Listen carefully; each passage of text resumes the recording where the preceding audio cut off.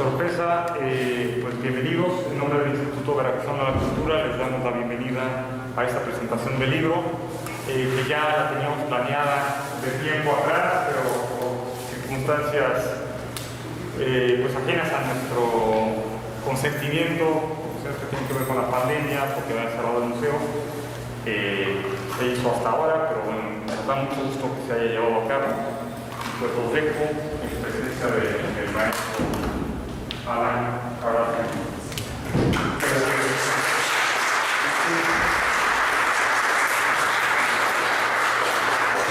Muchas gracias. Me permito leer la semblanza breve, del maestro Adrián Sánchez Oropeza, pintor nacido en Orizaba, egresado de la Facultad de Artes Plásticas de la Universidad Veracruzana y posgraduado en Psicología de la Comunicación en el Instituto Pedagógico Latinoamericano y del Caribe de La Habana, Cuba. En 1990 fue invitado al 10º Encuentro Nacional de Arte Joven de Carios de Tecta en 93, 94 y 2008. Ha recibido diversos reconocimientos nacionales y su obra ha sido expuesta en importantes espacios culturales del país. Las ilustraciones del libro de hoteles y otros rincones del museo son de su autoría y forman parte de la colección Geografías Corporales. Con usted, el maestro Adrián Sánchez Oropeza. Gracias. Ernesto. De pronto, una disculpa por el atraso.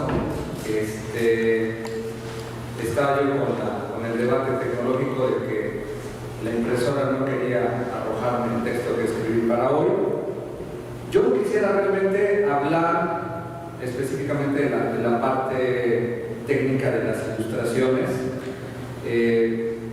porque en realidad, como comentaba Adán, hay una vinculación bien importante a lo largo de la historia del arte con la relación entre la poesía erótica, el erotismo y la ilustración.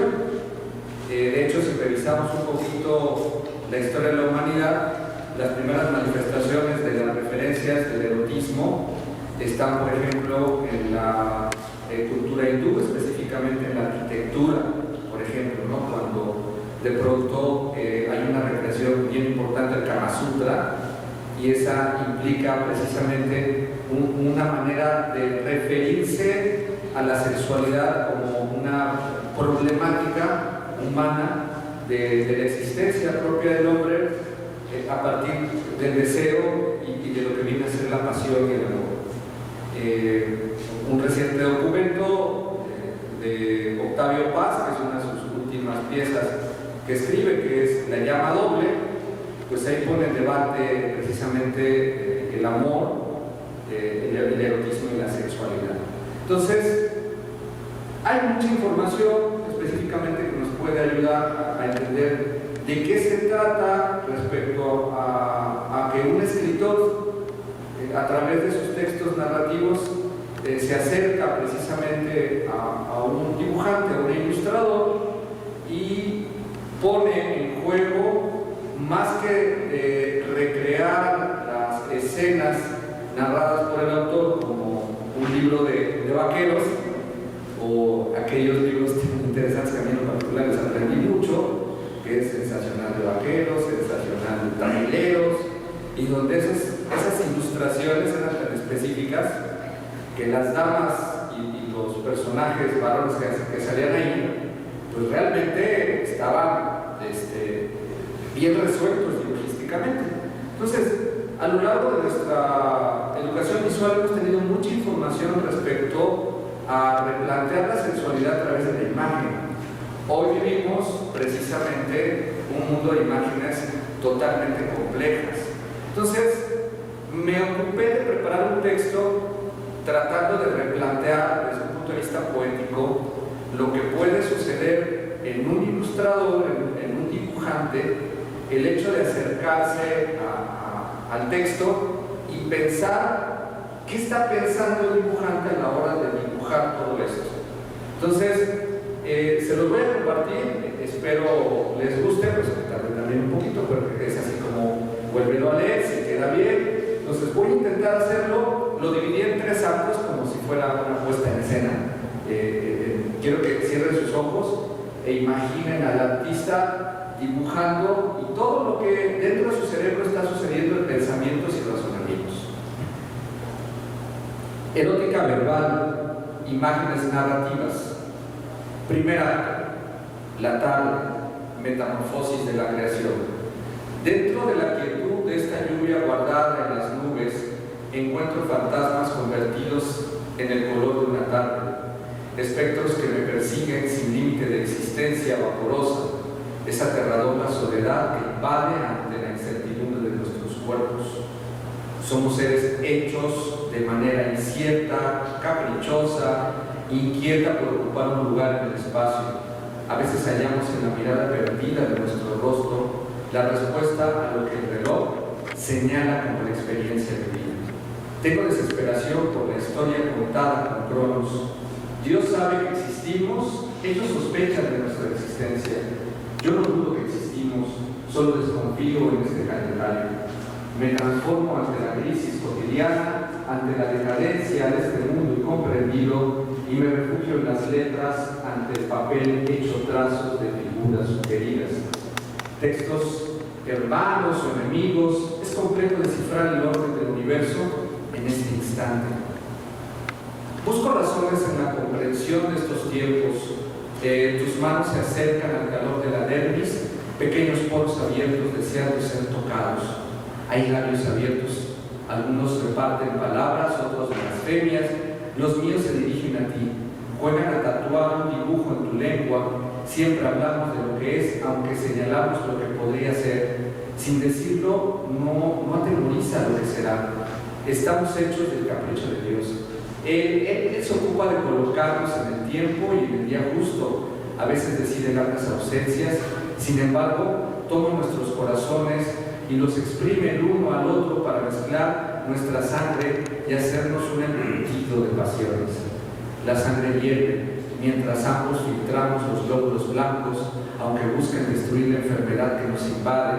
Los glóbulos rojos se vuelven grandes soldados, arrancan de lo cotidiano la necesidad de tenerte sin importar lo que somos.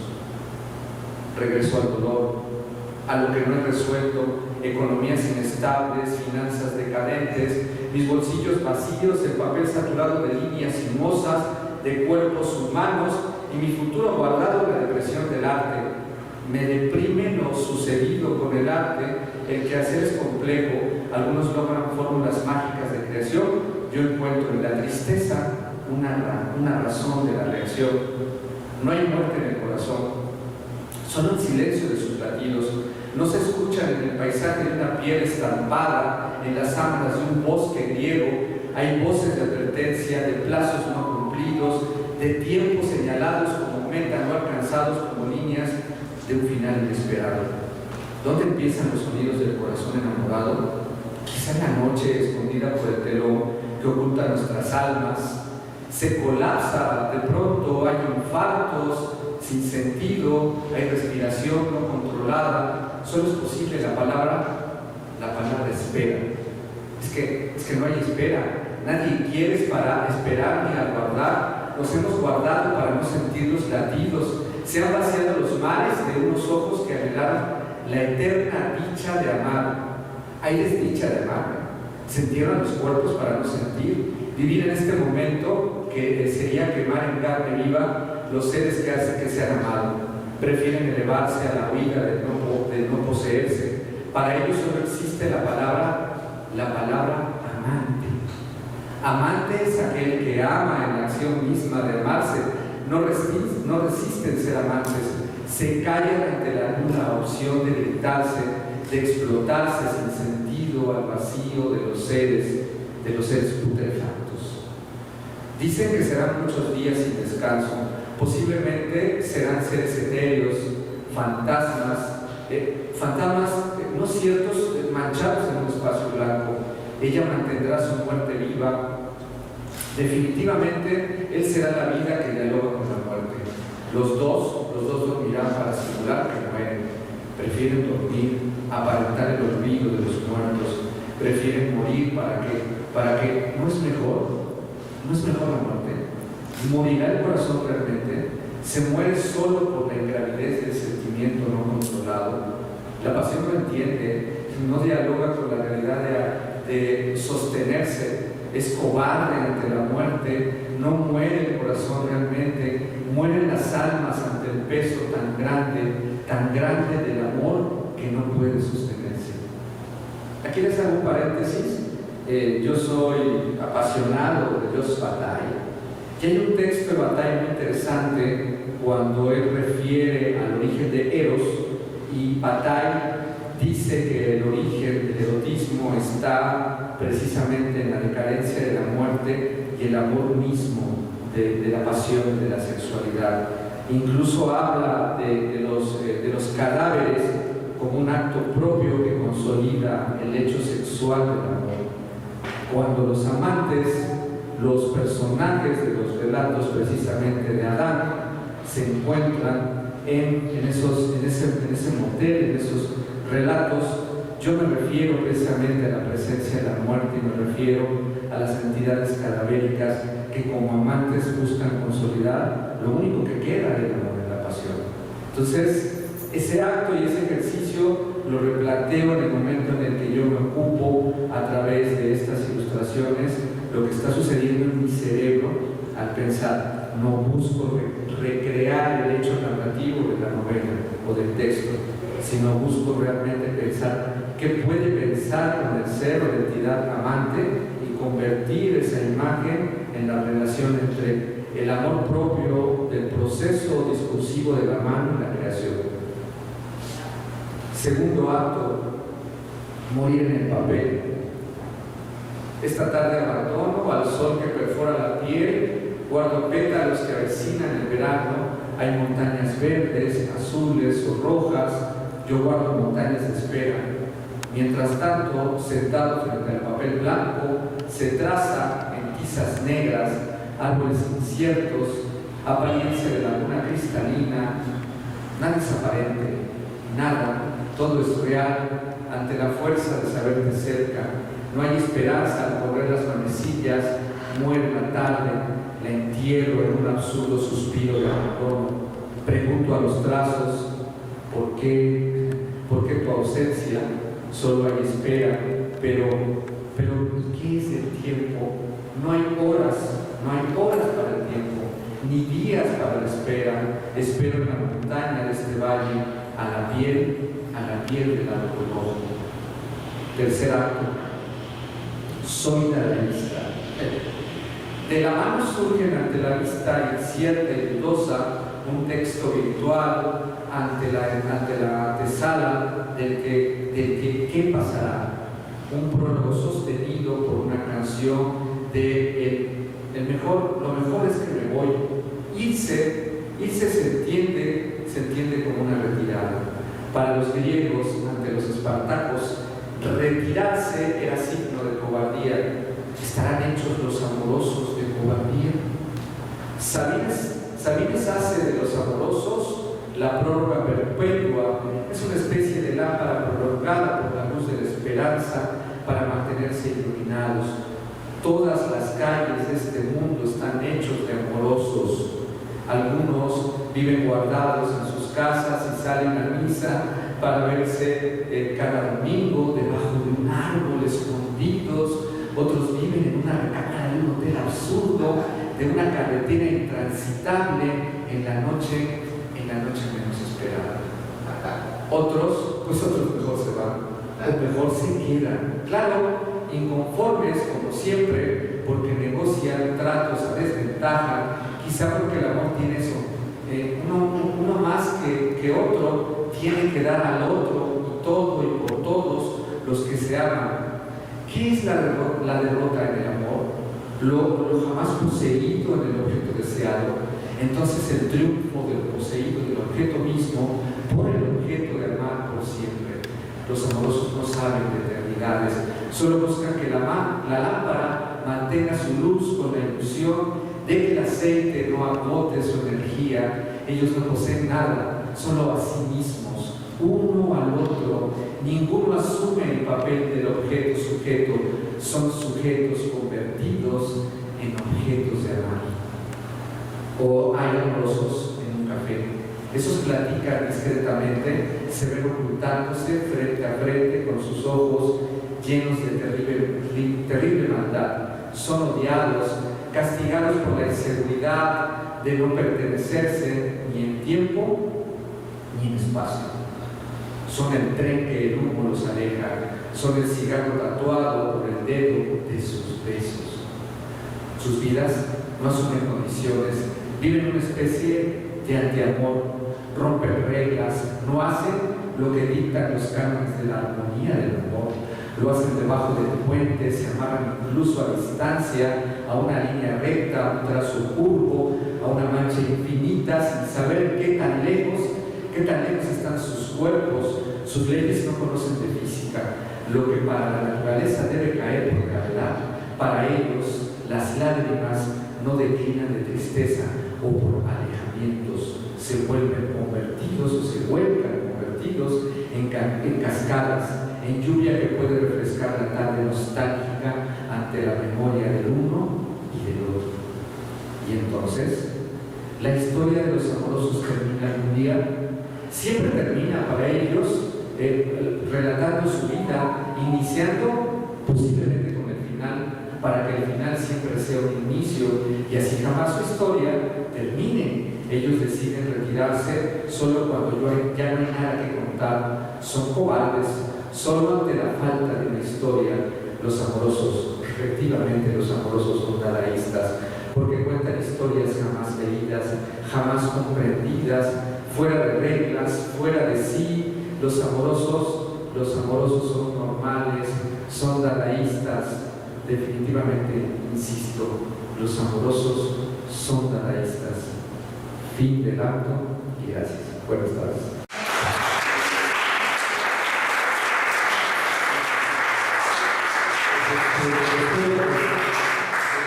Este ejercicio es un ejercicio de ver, escuchar y sentir. Octavio Paz decía precisamente en La llama doble, para hablar de amor hay que hablar de erotismo, pero para hablar de erotismo hay que hablar de poesía. Y es la única manera en la cual nosotros podemos vincular el trabajo de Adán en un acto de lectura donde tenemos que deshacernos de la narrativa, vamos a llamarla así, directa, para convertir su narrativa en un acto poético de goce erótico y evidentemente amoroso. Entonces, yo creo que les dejo de tarea que cuando puedan leer los textos de Adán, se recuperen como amorosos, se vean en esa calle escondida, tratando de esconder su pasión, se vean en esa esquina cada uno de ustedes, tratando de recuperar esos 5 sentidos de los cuales Octavio Paz también habla en La llama doble, cuando refiere a la historia del amor, el sexo y la vinculación del erotismo, y entender que estamos hechos de sentidos. Decía Bataille, la humanidad va a terminar e inicia a partir del amor y a partir inminentemente del sexo, aunque nos dé terror hablar de él, aunque de pronto tengamos que darle la vuelta, hay una realidad clara. Sin la sexualidad, como diría Paz, sin el amor y sin el erotismo no existimos. Así es que espero que les haya gustado este compartir reflexivo entre texto e imagen, pero sí, dejo la palabra al quinceañero, que es Adán. Así es que, bonita tarde. Muchas gracias.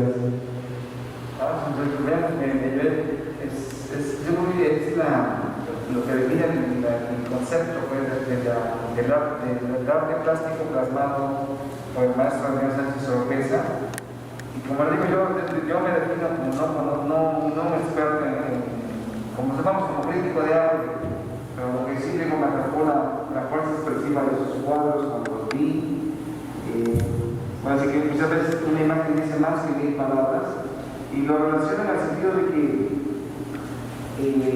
creo que él es la sutileza que hay en sus pinturas, en sus ilustraciones, nos llevan por esa sutileza, por ese erotismo que lo describe bastante bien con todos esos autores que nos nos hizo un viaje de la cultura hindú, pasando por Chopin,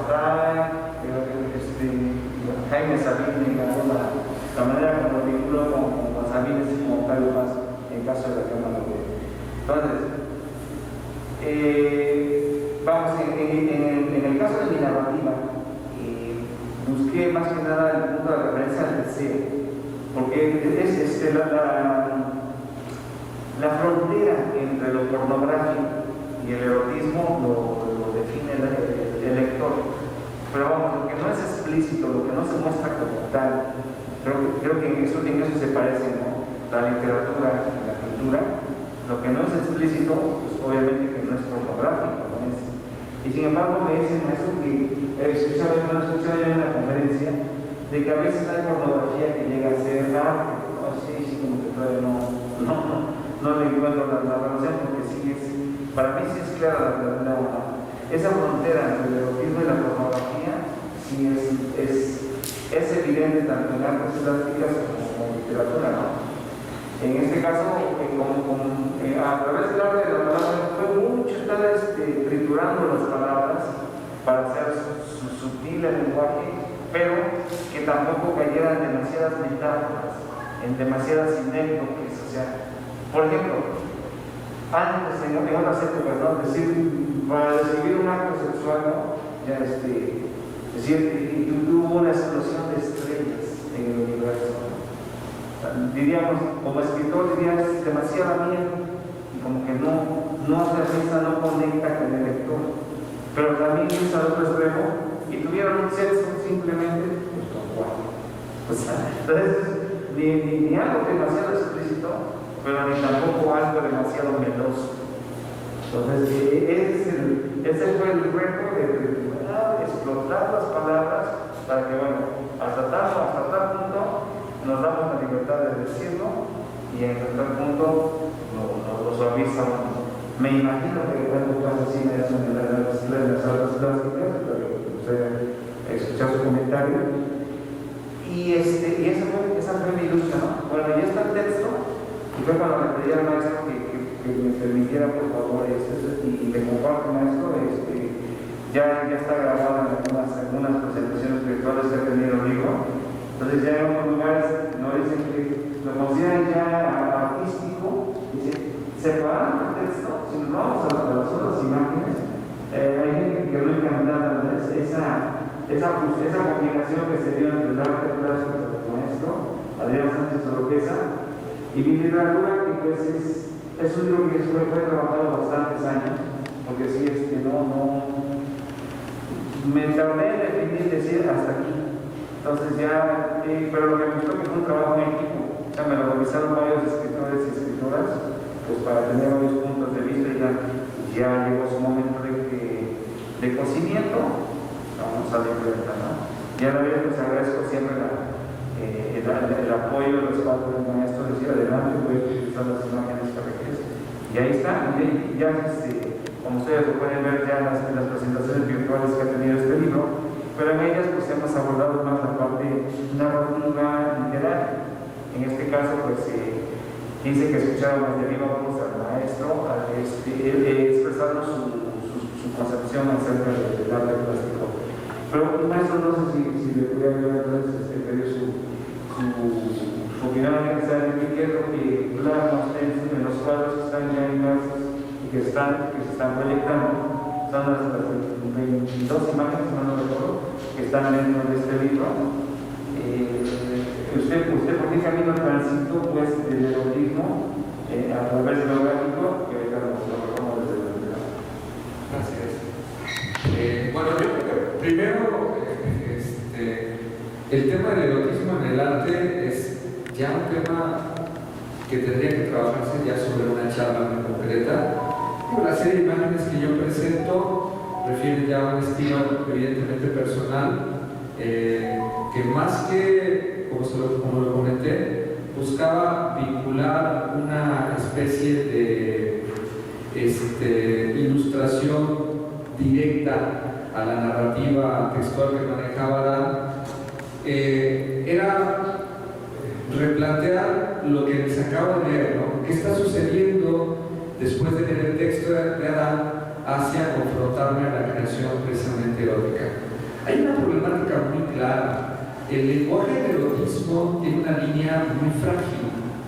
Cuando de pronto Adán menciona la palabra pornografía, implica precisamente un debate muy complejo sobre esa línea frágil ante qué es lo que moralmente la sociedad aprueba respecto a la mirada de la sexualidad y evidentemente el fenómeno de la pasión y el amor en los seres humanos, y en qué momento, cuando tú rebasas esa línea frágil de la aceptación social ante parámetros morales, pueden convertirse precisamente en una problemática pornográfica.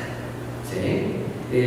Si nosotros de pronto focalizamos nuestra óptica a partir, por ejemplo, de la mirada religiosa, podríamos revisar sin ningún problema, ¿sí?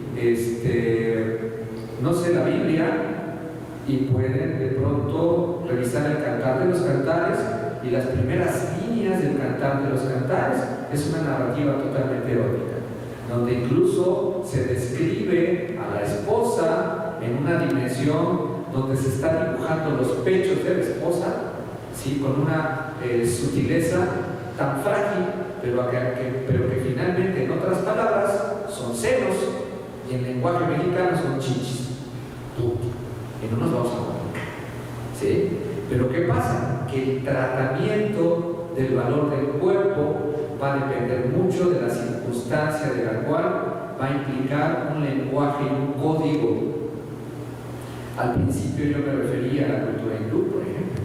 Y la cultura hindú, si ustedes revisan los frisos de algunos templos importantes, son muy claras las posiciones que están descritas precisamente en el Kama Sutra. El pasado, por ejemplo, también de la cultura china, fue muy popular para orientar a las tareas precisamente de las parejas casadas, cómo tenían que cumplirle al hombre, al varón, los deseos y los placeres precisamente planteados en el acto de la pasión.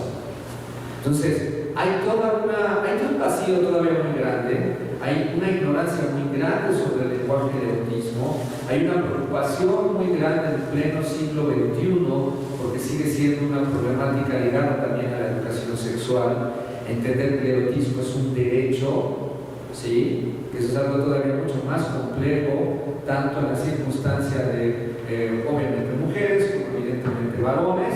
Está muy ligado también a la cultura del poder. El juego del erotismo es un juego de poder, y en nuestra cultura latina hay algo que se diferencia de la cultura europea, ¿sí? El erotismo está lleno de algo que de pronto es herencia también un poquito de los franceses, que el erotismo está muy ligado a la picardía. Las primeras láminas del siglo XIV, más bien del siglo XV y XVI, cuando comienza a recrearse las escenas bucólicas de las costumbres precisamente de los franceses, son imágenes creadas precisamente por importantes dibujantes e ilustradores, llenas de picardía, donde el juego, el deseo, ¿sí? Retratan o recrean estos juegos, estos actos escondidos que van a generar gran controversia, porque después de la invención del grabado, ¿sí? A partir precisamente de la difusión de la imagen reproducida por medio de la imprenta y el grabado, comienza también a difundirse de una manera más amplia las imágenes eróticas, que por principio, se los vuelvo a comentar, sobre todo en Europa, son recreaciones de escenas de la sociedad, evidentemente de clase media baja o de la clase alta, que de pronto escondían los amantes, las pasiones, etcétera, etcétera. De ahí he sabido por muchos de ustedes los grandes relatos de Marqués de Sade, por ejemplo, donde Marqués de Sade va de la mano con todo esto que les acabo de decir también de Georges Bataille, ¿no? Todas las filias, ¿sí? Que van a tener la desarticulación de la conducta humana a través de la preferencia de cómo el ser humano busca satisfacer sus deseos, ¿sí? Relacionado no tanto con el acto sexual, sino relacionado más sobre el goce y el placer. Hay un problema, evidentemente. siglo XX, a partir de la imposición del capitalismo, se convierte el deseo en un fenómeno hedonista y más afianzado en el siglo XXI, donde estamos hablando del placer por el placer, y entonces se pierde la capacidad del hedonismo. Hoy vivimos un momento de placer por el placer, no importa cómo o de qué manera lleguemos a eso.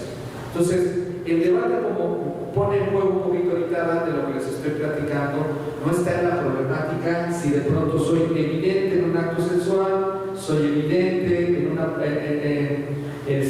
intimidad, ¿sí? Porque se habla mucho de intimidad.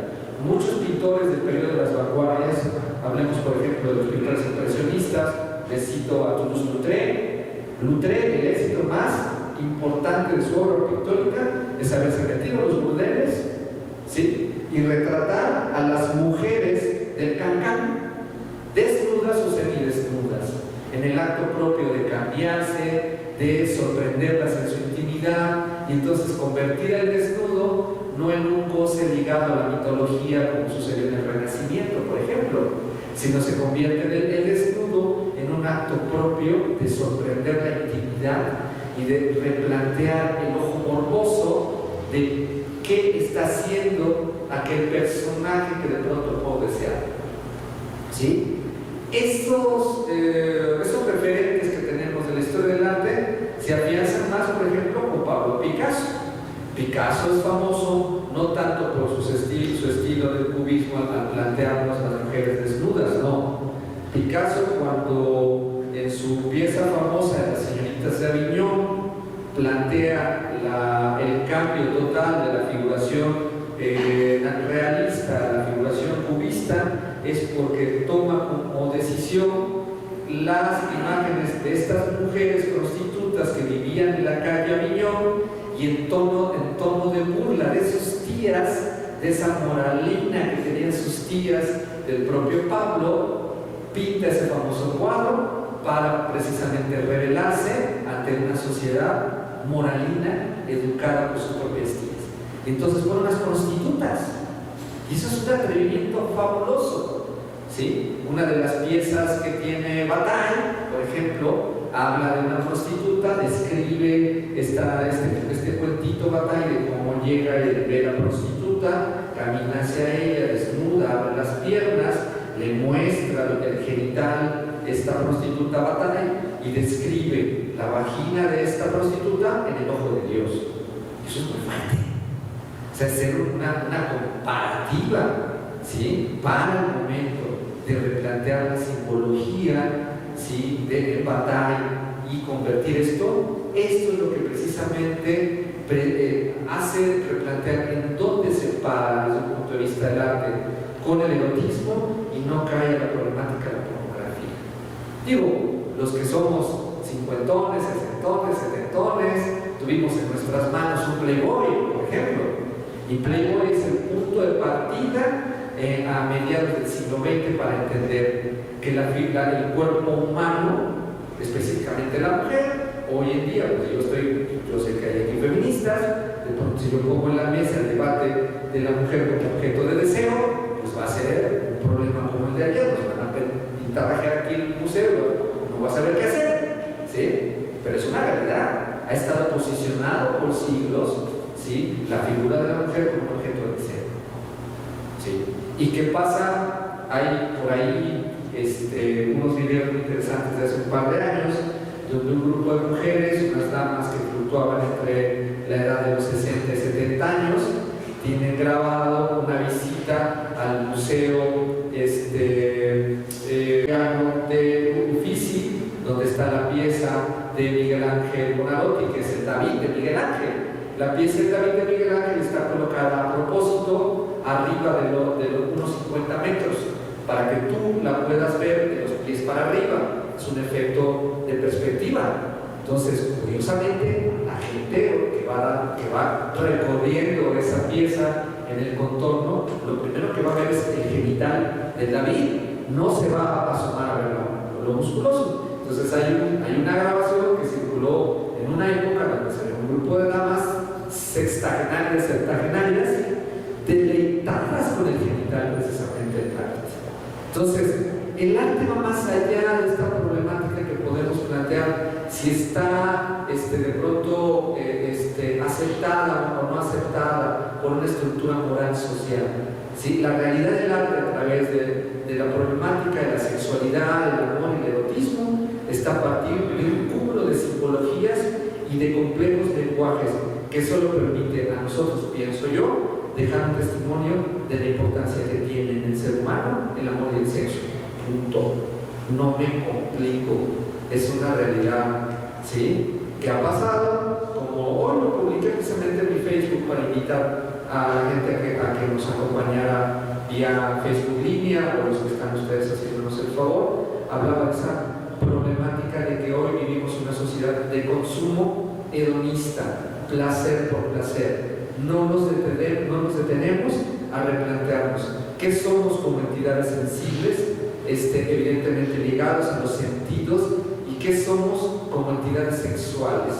¿Dónde estamos parados como entidades sexuales?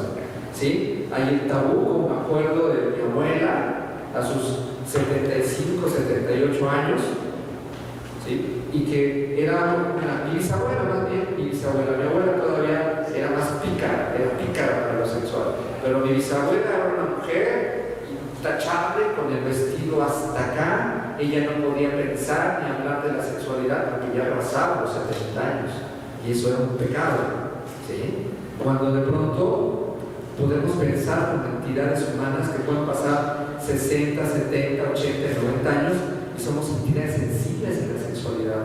Y más allá de la parte obviamente centrada, hay una pieza de Corbett, una pieza muy famosa que se llama El origen de la vida, que es una mujer acostada con la vagina abierta. Es una pieza de finales del siglo XVIII, la pueden buscar, se llama El origen de la vida, es de Corbett, se escribe Corbett, así. La pueden buscar, es una pieza donde las piernas están abiertas, la vulva se muestra llena precisamente de follaje, de pelo de vulva, ¿sí? Y bueno, el título es El origen de la vida. Es impresionante cómo de pronto se plantea el genital como una especie de mirada del erótico. El mismo Corbett tiene otra pieza de dos mujeres desnudas, abrazadas, en un acto propio de goce, que están durmiendo, como si lo que hubiera sucedido haya sucedido como un acto lésbico. Entonces, la historia del arte está ligada siempre a la problemática del erotismo, siempre va a estar ligada. No es una problemática específicamente, como se los comento,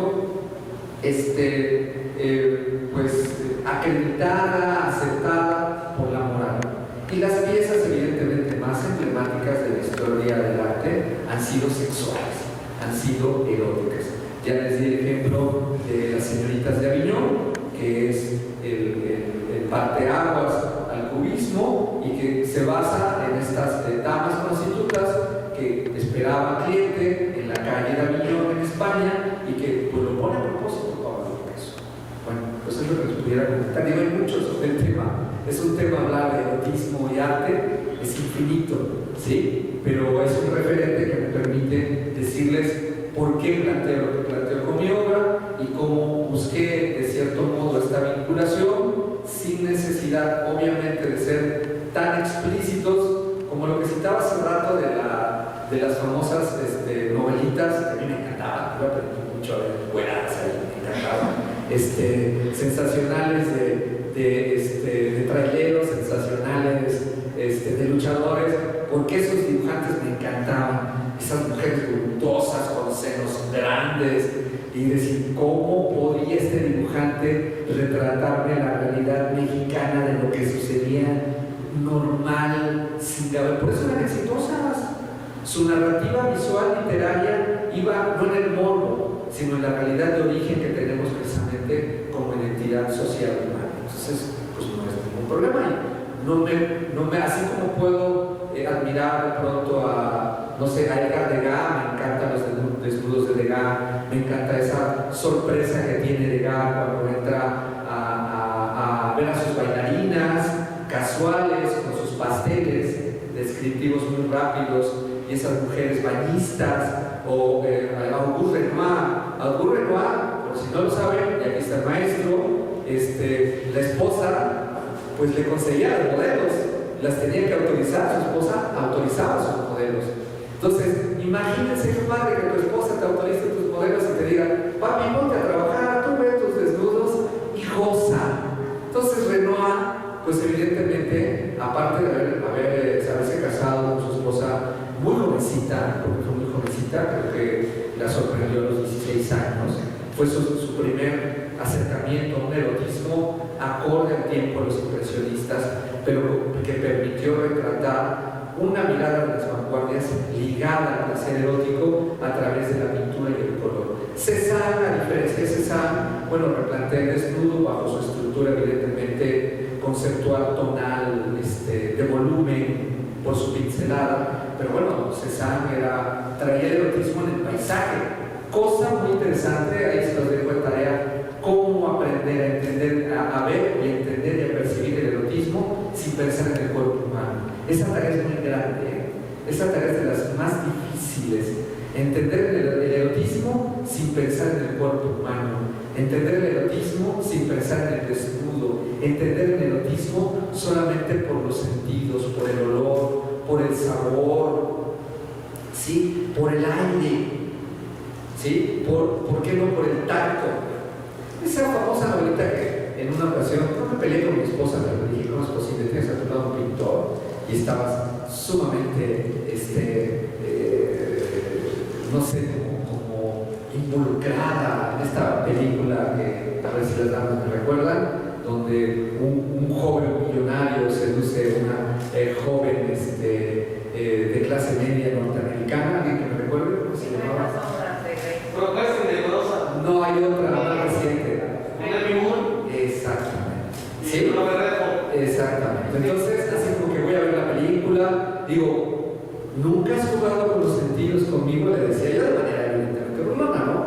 Digo, de algún modo, ¿nunca has percibido el olor, por ejemplo, de la piña que se derrama líquido en tu boca y convierte la piña en una relación táctil, ¿sí? Con lo mieloso que tiene? Digo, creo que eso es lo más importante de lo que sucede con el juego del erotismo. Entonces, cuando un escritor trata de replantear los sentidos en un texto, es un trabajo muy complejo, ¿eh? Si a Sabines le costó mucho trabajo, quiero pensar, ¿sí? Al menos citar a los amorosos y de pronto decir, los amorosos callan, esas dos palabritas nos dicen mucho cuando nosotros estamos en un acto apasionado de amor y le decimos a la pareja, cállate y mejor actúa, ¿no?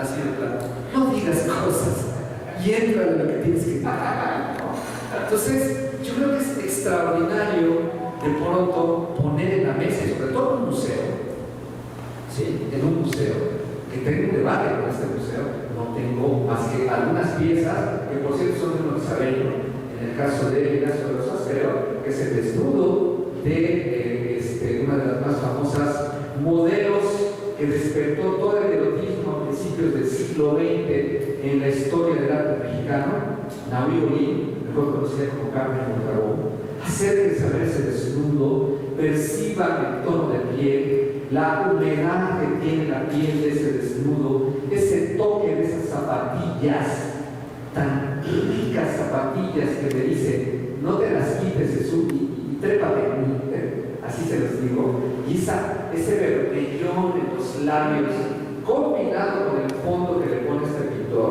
yo creo que no pudo haber hecho un trabajo tan sensualmente erótico. Y es una pieza de este tamaño, es bellísima, y es de las pocas emblemáticas que pudieran representar la historia de la pintura veracruzana acá, y que es digna de mucho estudio. Es una pieza que hay que estudiar mucho y que valdría la pena de pronto replantearnos hasta donde un museo como este debe también permitirse un discurso de erotismo, salvo también la colección del maestro García Osejo, que es uno de los personajes más recientes que hay de la pintura contemporánea veracruzana, que es toda su obra giró en torno al erotismo basado precisamente en la mitología griega.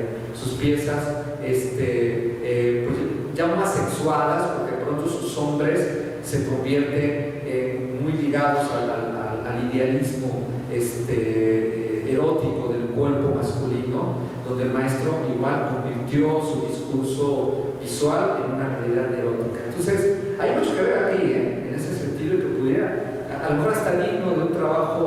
museográfico para replantear el erotismo, porque hay que regresar a él, ¿eh? Estamos viviendo, ya para terminar, para no cansarlos, un siglo XXI hedonista, donde vivimos placer por placer y necesitamos regresar al arte para entender dónde estamos parados como seres sexuales, como seres amorosos y como seres que podemos trabajar con los sentidos y replantear una humanidad sensible. Claro, Bataille habla de la muerte y el amor, Bataille habla de la muerte y el erotismo, ¿sí? Tánatos y eros, pero todos no me dejaron mentir que después del acto sexual, ligado a todos los elementos, pareciera que muriéramos, porque necesitamos dejar de respirar para volver a vivir otro acto sexual. Los que ya nada más aguantamos 2, pues no hay problema, pero los que aguantan 3, 4, 5, maravillosamente. Así es que espero que les haya gustado mi plática y otra vez a la quinceañera se los dejo.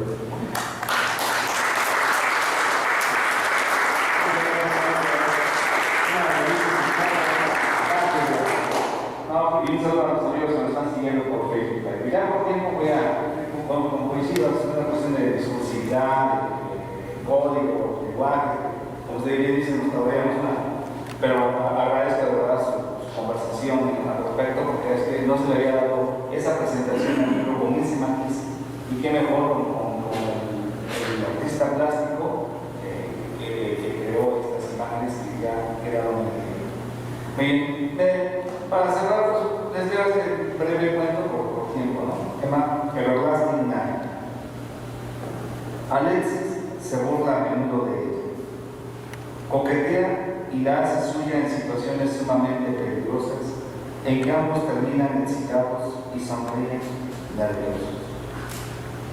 Pero aquella noche, el intrépido novio descansa, enfermo, en una sórdida habitación de hotel. Su misteriosa amante se recuesta a su lado, acaricia suavemente sus cabellos, lo mira con ternura y lo besa con una mortal pasión. Por fin estarán juntos para siempre.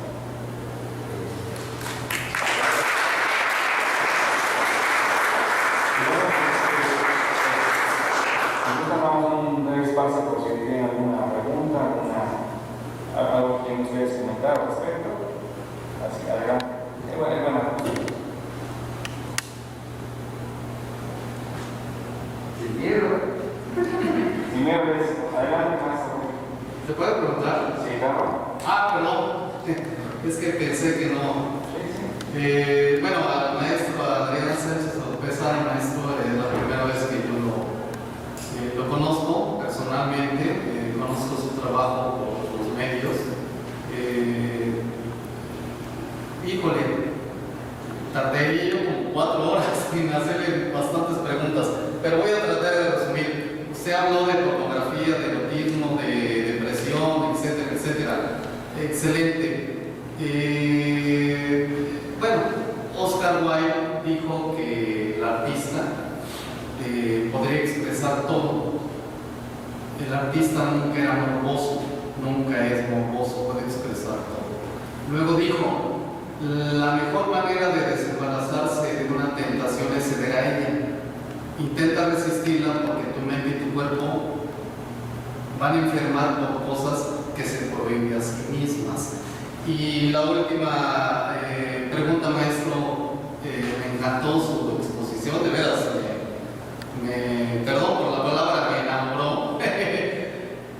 ¿Por qué no veo hombres?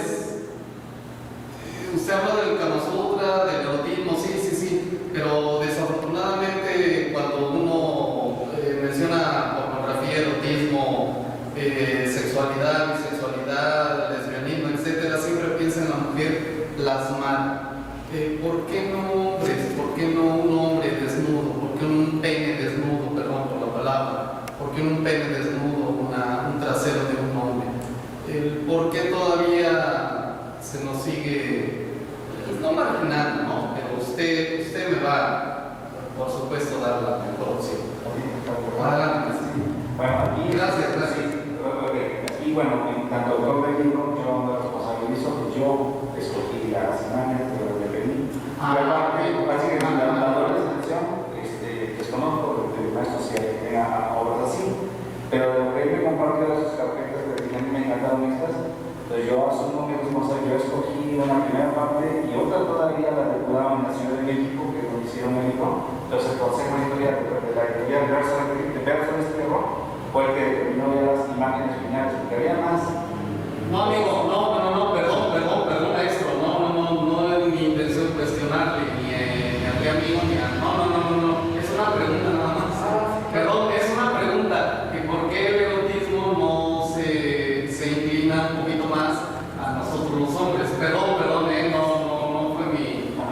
intención ser irrespetuoso, perdón maestro, perdón. Bueno, en el caso de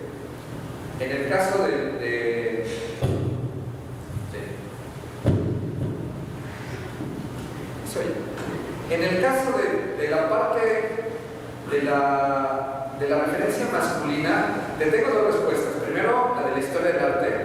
En la historia del arte, evidentemente, siempre hubo la ocupación de la masculinidad como un referente fundamental a tocar el tema del erotismo. El mejor ejemplo pues, es el Renacimiento. Claro. El acercamiento específicamente a la figura humana desde un punto de vista de su despojo de la vestimenta como para dar un primer paso al erotismo visual, quiero llamarlo así, está en la circunstancia específica de entender que el despojo del desnudo fue por una necesidad de formación académica, ya que el maestro, el director del museo, yo creo que pudiera respaldar esa parte, pero así inicia todo, así inicia el despojo del cuerpo por una necesidad de formación académica. El replantear la problemática de la imagen a partir de que el Renacimiento exige como una corriente filosófica regresar a las bases precisamente del arte griego. Recordemos que los griegos, bajo el principio también filosófico, ponen en juego tres ejes: el idealismo, el humanismo y el racionalismo. Entonces, hay que poner al hombre en el asunto de la razón, del pensamiento. Sin embargo, cuando se recupera en el Renacimiento ese principio, la parte del razonamiento se convierte más en una especie de poner cierto razonamiento bajo el respeto al individualismo. Entonces, por eso aparecen los personajes emblemáticos del Renacimiento en el caso del arte. Miguel Ángel, Leonardo da Vinci, Rafael Sanzio, donde entonces asumen un solo nombre y cada uno plantea la focalización que van a tener respecto a cómo rescatar esa parte del hombre. Y es Leonardo el que pone en juego la relación entre el hombre y el universo, la medida precisamente matemática universal, y esa famosa pieza del hombre visto de frente con el genital totalmente desnudo, y dice: a ver, ahora sí, no estoy criticando a la sociedad ni a la moral, me estoy enfrentando a ti, iglesia, para que entiendas que tu problemática no está en tu problemática teológica, sino tu problemática está en que vivimos en la tierra y somos seres humanos y estamos hechos de carne. ¡Pácatelas! Eso fue muy fuerte. Sí. Entonces, a partir de ese momento comienza a suceder una serie de circunstancias donde el hombre es el centro. ¿Sí? Hay infinidad de piezas importantísimas que son emblemáticas. Aquí hay que tomar en cuenta que, por ejemplo, la imagen emblemática del Renacimiento, que es la que se posicionó a través de la famosa Gioconda, pues quienes saben de la historia de la Gioconda realmente es un accidente. O sea, la Gioconda es una pieza como cualquier pieza que a mí me encargan y que es pagada. Nada más. Sí, fue una pieza. Leonardo jamás la pensó como una pieza de trascendencia. Fue una pieza que fue financiada, ¿sí? Y que a lo mejor por una serie de accidentes, que la consolidación es aquel hecho en el cual, me voy a extender un poquito, señalaron a Pablo Picasso junto con una serie de amigos haberse robado la pieza. Cuando puedan, vean la famosa película de la banda Picasso, es una pieza hecha en francés, y es buenísima, porque ella habla de la historia de la Gioconda. Entonces, a partir de ahí, da el brinco la pieza de la Gioconda como una figura emblemática del Renacimiento. Y bueno, ya hay una mujer, ¿sí? Pero en realidad, a lo largo de la historia del arte sigue apareciendo el hombre. En el periodo de las vanguardias, yo en particular tengo una preferencia por un autor extraordinario que fue Egon Schiele, un dibujante fabuloso que llegó a atreverse a retar a través de su trabajo las miradas de la época, relacionado un poquito también con Gustav Klimt, ¿sí? Un pintor del Art Nouveau, más relacionado también un poquito con la herencia del simbolismo y de otros momentos de Europa. Igual pertenecía a todo un grupo de pensadores muy complejos, espero no equivocarme, que estaba creo que hablando de Richard Wagner, también un músico. Había mucha gente que se estaba revelando a la Europa a principios del siglo XX, y en lo particular Schickler es una serie de dibujos donde él se dibuja masturbándose, el falo dispuesto ante la mirada de la gente, bueno, del espectador, mujeres masturbándose, presentándose ante los demás, ¿sí?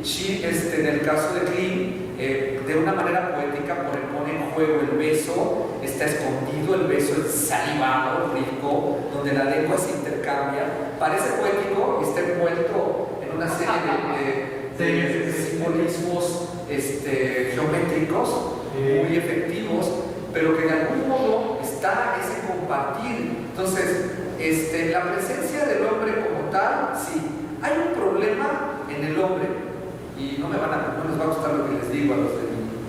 Hay un problema en el hombre. Seguimos siendo en el siglo XXI seres muy primitivos todavía. No hemos logrado avanzar, a diferencia de las mujeres, que las mujeres trabajan con los sentidos, el hombre trabaja con el acto de la carne. Entonces, yo he dicho algo que a lo mejor es muy violento: estorba el falo. O sea, el falo es estorboso, ¿sí? Si no tienes referencia a lo fálico, que tenemos cultura de origen prehispánico, donde el culto al falo fue fundamental. Y hay muchos testimonios de la prehistoria en las cavernas, donde muchos de los dibujitos de los cazadores están en acto fálico. Hay un trabajo muy padre de Bataille, donde precisamente habla de los legenderos, y en su libro original te pone imágenes donde te da testimonio de todo el registro que hay de imágenes, de dibujitos de la época precisamente en las cavernas, donde están los personajes con su falo, así luciéndolo, ¿no? Entonces, yo creo que es un problema, O sea, el hecho de que en el lenguaje del autismo no aparezca el hombre como tal, es porque el falo estorba. Digo, en el fenómeno específicamente de lo erótico a través del arte. Obviamente que si nos vamos al consumo que acabo de hablar, hedonista, pues es lo que más se vende, ¿sí? El falo por ahí anda negro del WhatsApp, ¿qué les puedo decir? Sí, es que nos reímos, pero es un fenómeno de la realidad hedonista del mundo en el cual ahora estamos implementados. Entonces, cuando de pronto hablamos a partir de estos temas sobre el erotismo, partimos de algo tan simple como es dónde está la realidad de nuestro cuerpo y cómo el arte sí pone en juego la realidad del cuerpo. Ya hablarles, por ejemplo, de Auguste Rodin es otro tema importantísimo con Rodin, el cuerpo y el erotismo, la relación de la estructura del cuerpo con las pasiones, está también ligado a la música. La música es otro tema impresionante, ¿sí? Que esa es otra de las cosas. Pero bueno, yo creo que por ahí te puedo contestar un poquito la pregunta y por qué, a mi juicio personal, por qué no sucede el hombre. Y el problema no es la existencia del genital del hombre. El problema es la existencia, que los hombres tienen la misma culpa, es que si no existe fálicamente el hombre, esto es, erecto, no hay una especie de legitimación de la fortaleza sexual del hombre. Eso es una cosa fuerte, eso lo dejo de tarea. Excelente, Lo dejo de tarea. gracias. Sí, gracias. Sí, maestro, perdón. Ladies first. Gracias. Yo quiero hacer una pregunta a Adán. ¿Cuándo surge el interés por escribir este libro? ¿Cuándo? O sea, ¿qué te motivó? Porque lo viví, porque me dice lo mismo cuando me obra. ¿Y cómo lo ha vivido, maestro? Entonces, sí. No, como les comentaba, en el camino a casa, pues es que ya cansado de dar clases, con la jornada como maestro, pues ya sale el video de que clase, así que alguien mira al escritor, ¿no? Así que uno ve las personas, la realidad, ¿no? Y siempre pasar por ese modelito que está cerca de mi casa. Entonces, así ya es para casa, y viene así como que esa chispa que llaman, ¿no? De la inspiración o la creación.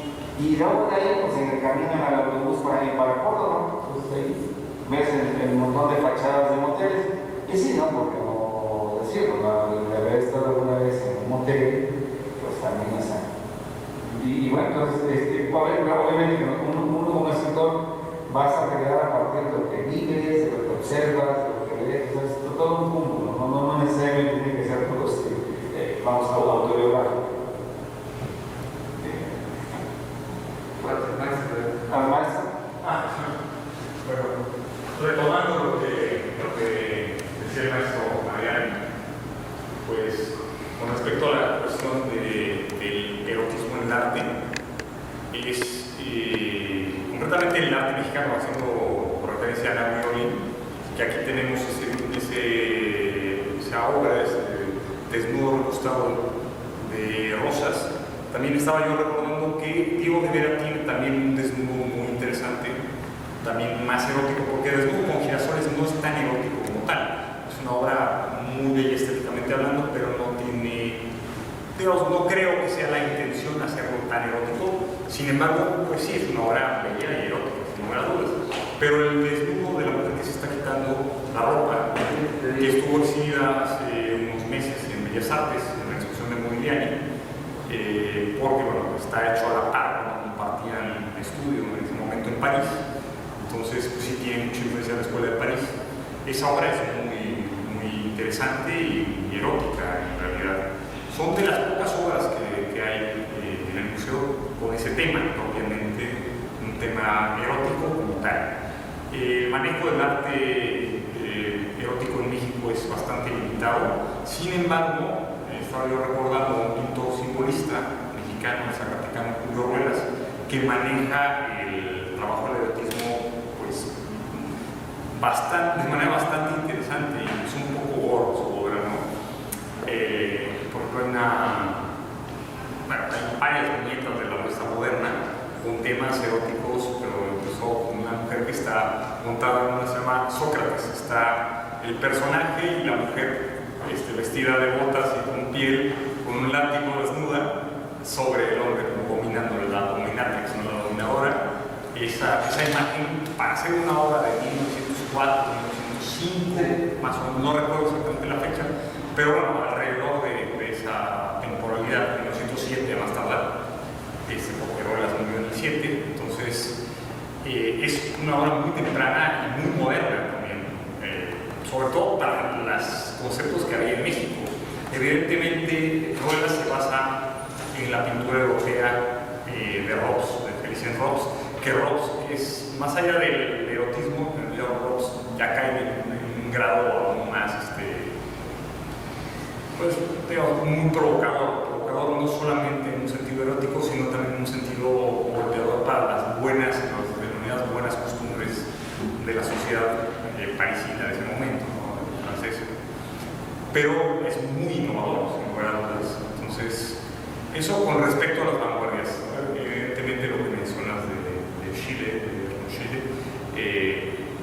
Rodin, las esculturas. Rodin tiene obras que literalmente son las piernas abiertas de una mujer, se ve la vulva, literalmente. Muchas obras también de Degas son también de tema erótico, etc. Digamos que, sobre todo en Europa, era algo común de finales del XIX a, pues, digamos, durante el siglo XX. Las obras, por ejemplo, más que la obra en sí, el performance que hacía Klein, ¿cómo fue el nombre? Este pintor que pintaba con azules y que estampaba los cuerpos también. Yves Klein.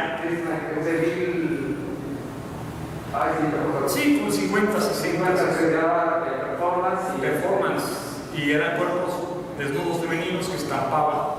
Un poco de arte estilo antiguo, ¿no? Que retomaban las imágenes de las pinturas y esculturas rupestres, y también la idea de plasmar el cuerpo en pintura en un lienzo.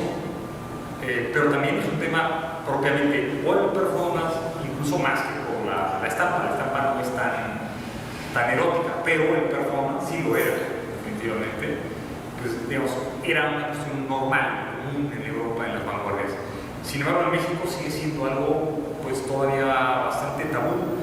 Por lo tanto, Nahui es un personaje icónico porque al ser una chica, hija de familia, de una familia de buenas costumbres, entre comillas, que era la hija del general Mondragón, que de hecho fue un famoso general porfiriano que diseñó un fusil, que incluso tuvo patente en Europa y fue usado durante la Primera Guerra Mundial.